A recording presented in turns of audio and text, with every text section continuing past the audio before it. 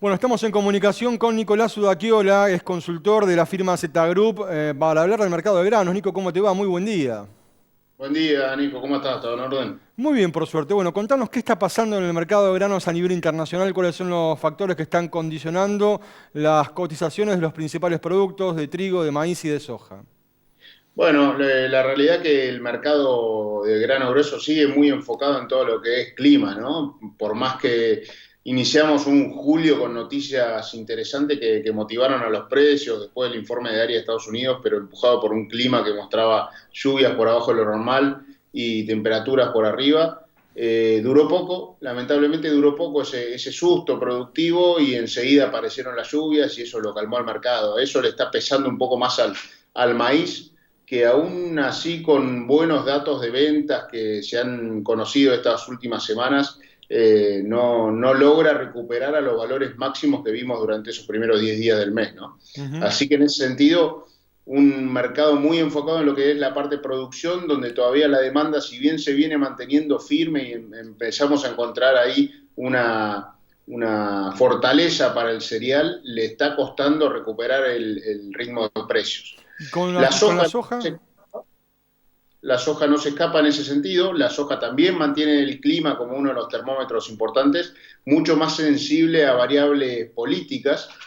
Vas a ver hoy que hay rumores del cierre de un consulado de China en Estados Unidos, eso claramente muestra algunas de las señales de debilidad, cómo se ha vuelto a poner sobre la mesa el tema del acuerdo comercial, la fase uno. Todo ese tipo de noticias desde lo político nos suman, por más que cuando los llevamos a la realidad y vemos los números de ventas de Estados Unidos son positivos, ¿no? Vemos una China comprando anticipadamente, como no lo ha hecho las últimas tres campañas.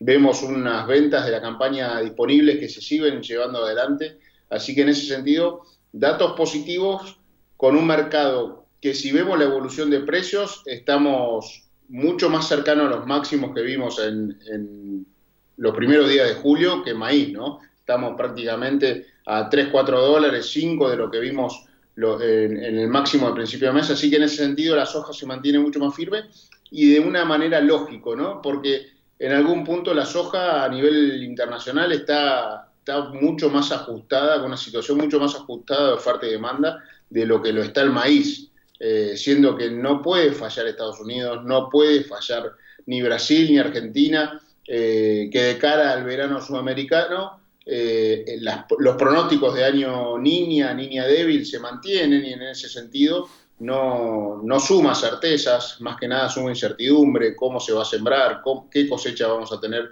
en nuestro verano y la soja que como decía está ajustada lo viene convalidando con un ritmo de compras de la demanda, principalmente China, que viene bastante activo, ¿no? Así que en ese sentido no es menor este conjunto de variables que sigue empezando en el mercado. Y por Bien, último, sí. para trigo, un poco la mirada del trigo es que se siguen conociendo las expectativas de reducción de producción del hemisferio norte, con lo cual le da fortaleza. Vemos en trigo un nivel de los fondos de especulación que hace un par de semanas se había vuelto de nuevo vendedor, hoy recortó esa posición, está prácticamente neutral, 1 millón de toneladas vendidas nomás.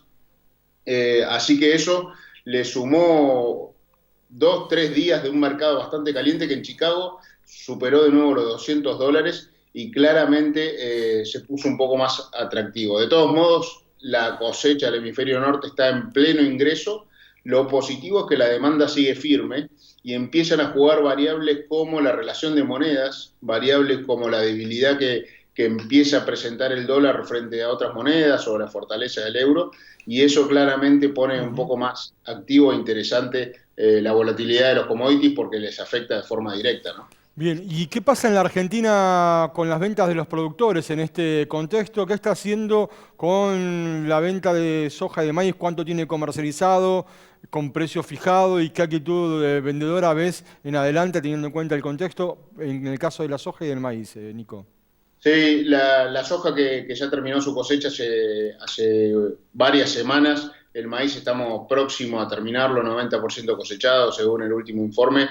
La realidad que el ritmo comercial es propio de la época, pero un poco también manteniéndose afectado por las variables macro local, ¿no? Si bien el tipo de cambio se ha movido y no es el mismo tipo de cambio el que tenemos hoy que el que teníamos cuando estábamos en plena cosecha de soja, ha movido bastante, sigue en la cabeza del productor la expectativa de que este puede seguir esta tendencia, y un productor que está vendiendo contra necesidad y que está aprovechando en algún punto oportunidades de precios que se vienen viendo, ¿no? Oportunidades para cubrir necesidades financieras, con ventas, por ejemplo, de maíz para fin de año que les permiten captar pases del 12-13% anual en dólares respecto a los valores que tenemos en el disponible.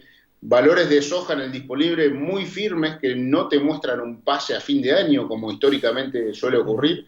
En algún punto eso pasa por las necesidades de la industria y de la exportación. Hoy estábamos hablando con el precio de ayer, un disponible de $238 que se ha llegado a pagar. Así que en ese sentido te está mostrando un mercado muy firme, sin pase hacia adelante y que claramente muestra la necesidad de la demanda y un productor que está un poco más reticente a vender soja, y eso te lo muestran los números país, ¿no? Que en algún punto solo 17, 18 millones de toneladas tienen precio puesto. No estamos muy descolgados de los últimos años. La realidad es que si vemos los últimos años habíamos llegado muy vendido a esta época, ahora se demoró un poco, pero estamos bastante parecidos a cómo solemos estar en esta época del año en los últimos años. El tema es ver cómo sigue ese ritmo, ¿no? Pareciera que el ritmo de venta va a ser un poco más lento que probablemente otros años, y dependerá un poco más de las necesidades financieras del productor y qué producto usará para calzarse, ¿no? Pero en soja queda bastante soja por ponerle precio, queda en términos de 35, 37 millones de toneladas. No es un número menor, así que eso probablemente nos muestre también un mercado que necesita, para ver mayores precios en lo que es posición noviembre, un mercado que suba en forma pareja a nivel internacional, desde el lado de los subproductos para la industria, desde el lado del poroto, para la exportación de poroto, porque la realidad es que en ambos casos, tanto la industria como la exportación de poroto, hoy están pagando un premio significativo, ¿no? Respecto a lo que pueden pagar, y eso en algún punto se ve resumido como las necesidades que tienen a cubrir hoy, ¿no? Un premio que viene pagando desde plena cosecha y no es menor para la soja eso. Nico, la última y cortita tiene que ver con el trigo. ¿Cómo ves la venta de trigo de lo que se va a cosechar sobre fin de año? ¿Hay anticipo de ventas? ¿Cómo está evolucionando eso? Sí, el productor se empezó con la actividad comercial del trigo, campaña nueva, muy apalancado en un valor de referencia que era $170 cosecha. La realidad que los niveles de venta son buenos. Empezó a jugar el clima como una de las variables que claramente le agregó incertidumbre, porque lo que mencionaba recién Leo, ¿no? Recién ahora empiezan a llegar a algunas zonas lluvias, pero hay otras necesitadas, hay otras que no pudieron cumplir los planes de siembra, hay todavía un saldo a sembrar que dependerá de los próximos días, a ver cómo termina evolucionando el tiempo, pero la realidad es que el clima le agregó un nivel de incertidumbre que empieza a afectar o ya afectó a lo que es la producción total esperada.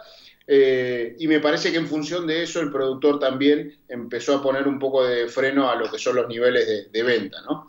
En ese sentido me parece que lo que es el trigo nuevo sigue teniendo esos niveles de precios que son interesantes y que hoy están disponibles, ¿no? Ese valor de 170 referencia cosecha son interesantes para cerrar márgenes y después, en todo caso, pensar el otro porcentaje de la producción mirándolo un poco más para adelante, ¿no?